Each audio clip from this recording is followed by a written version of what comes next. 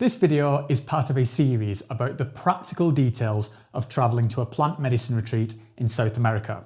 Now I'll leave a link up there or down there somewhere to the full playlist, so if you're organising a trip for yourself and have some questions about the planning or logistics side of things, then go and check that out. I'll also put some links in the description below to my subreddit and Discord, where you can come and ask me anything in person and I'll do my best to help you. And I'll also put down there some timestamps to the main talking points of this video. In this particular episode, I'm going to talk about some of the complications around travelling to a retreat during the current pandemic. You know, the safety measures that should be in place at the retreat, and my personal experience around things like COVID tests and vaccinations. Hopefully, from all that, you'll be able to decide whether this is the right time for you to travel, or maybe it's worth holding on until things have calmed down a little bit. So I need to put a couple of quick disclaimers in here. Firstly, what I describe here is correct as of the time I made this video. Obviously things can change, and hopefully at some point this video will be entirely redundant.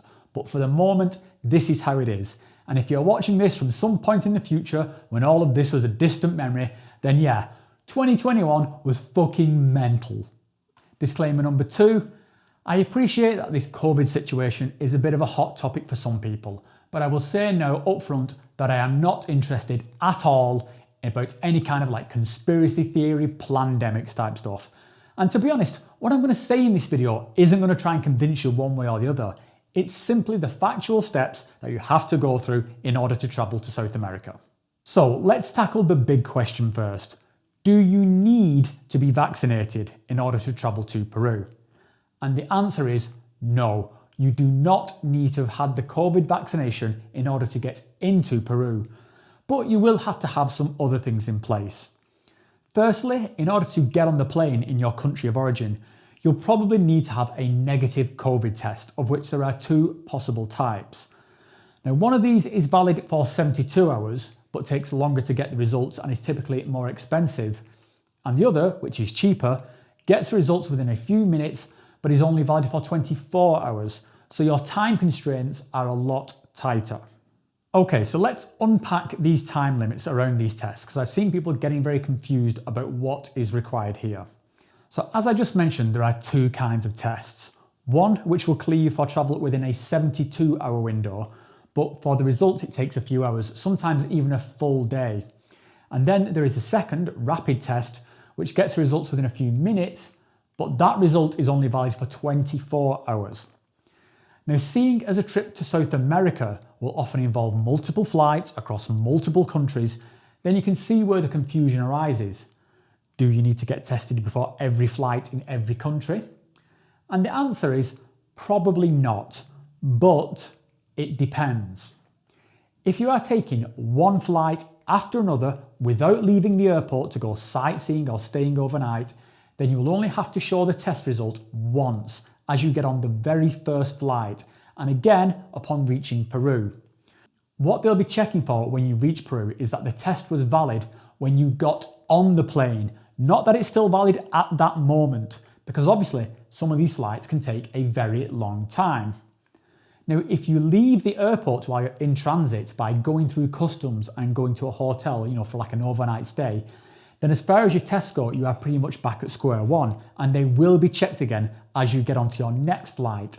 So you need to make sure that the test result you have is still valid when you get onto that next flight, when you go through that next set of checks. Or you'll need to get another test, which can be a little bit stressful. So I'll explain exactly what I did, and hopefully this will make sense. So my flight schedule looked like this, with my first flight to Amsterdam happening on Thursday night, and then I did an overnight stay in a hotel in Amsterdam. Then I had my long haul flight to Lima happening around lunchtime the day after. With this in mind, I needed a test which would be valid for both flights, as I would be checked twice, once on my way to Amsterdam and again on my way to Lima. I chose to get a 24-hour test done at around 3 p.m. on the Thursday. So I got the result back within about 10 minutes, and now I was good for my Amsterdam flight that night. And because of the timing I got it done, I was also good for my transcontinental flight to Peru the next day. Now, for some people, this might be a little bit too close to call, and they might want the results in their hand in advance. And in that case, maybe you want to get the 72-hour test and do it, say, a day or so before. But for me, I was confident with my doctor getting me the result quickly, and so it wasn't a big deal. Once you arrive in Lima, then there isn't any additional testing to move around within the country. So if you wanted to fly from, say, Lima to Iquitos, which is where I've just been in the jungle, then you don't need another test to get to Iquitos. Likewise, if you wanted to fly to Cusco or go to Sacred Valley, same situation. There is an additional document that you need to fill in online before they will let you into Peru, and this needs to be done within 72 hours of your first flight. I will put a link to that online form in the description below. Now, the form itself isn't particularly complicated, but its English translation isn't the best, so it can be a little bit confusing. But if I can manage it, then I'm sure you can. It basically just tells the authorities in Peru where you are staying, so that if they realise that someone on your flight was infected, then they know where to find you. Once you fill the form in, they will email it to you, and you need to print this out because they'll ask to see it when you get to immigration in Peru. So that handles you getting into the actual country, but chances are that the retreat centre you are travelling to will test you again.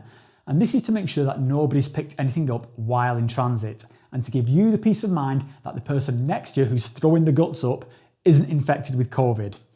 And in my case, this was completely organised and paid for by the retreat, so there was zero additional stress or hassle for me around this. So this is where I want to give a quick tip of the hat to the retreat organisation that I went with, which was Arcana. They arranged all of this very quickly and efficiently, it wasn't a big deal, and they also sorted it all out again after the retreat was over, because everything I just mentioned you will have to do again in order to get on the plane which is going to take you home. So having the retreat centre take care of that for you in a foreign country where your language skills might not be too great, well, let's just say it really helps, like a lot. So now I want to talk a little bit about the vaccine, because depending on which country you are travelling from or to, if you have the vaccine, then you can bypass a lot of the bullshit that I just talked about. So in my situation, since I am fully vaccinated against COVID, then I did not have to do any of this testing on the way home, which was nice. Now again, I want to stress that this may vary greatly depending on which airline you are travelling with, where you're going to, or even which vaccine you've had. So make sure you check with the regulations of your own country. But for me, I live in Switzerland, I got vaccinated in Switzerland, and so Switzerland were happy to let me back in afterwards without any additional testing. And I believe this is true for most countries in the Schengen area of Europe. So with that in mind, do I think it's worth getting vaccinated? Yes, I do. For me personally, I do a lot of travel, and I want that experience to be as hassle-free, and I have peace of mind that I'm not going to infect my friends and family with COVID, which doesn't seem particularly a controversial viewpoint to me, but hey ho.